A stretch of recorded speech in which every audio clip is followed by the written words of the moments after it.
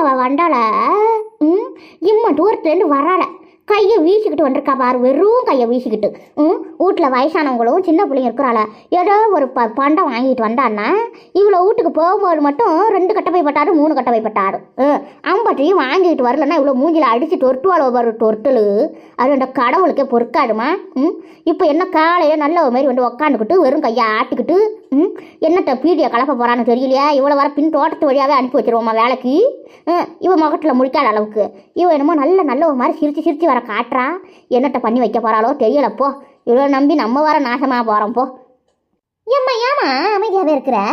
இங்கே பார்த்துக்க, நீ முன்ன மாரி நினச்சவெல்லாம் கிடையாது. நான் சொல்லிவிட்டேன். இந்த மாலினியும் உன் பெரிய மவளும் தான் இந்த மாரி வேலைலாம் பார்த்துட்டு இருக்காளுங்க. நான் நல்ல எண்ணத்தில் தான் கேட்க வந்தேன், என்ன நம்பு. ஐயா என்ன இப்படி இருக்கிறிய? சரி போ, நான் போய் அண்ணியை விசாரிக்கிறேன். ஆட்டு அவள் கிளம்பிக்கிட்டு கொட்டி போகிற வரு.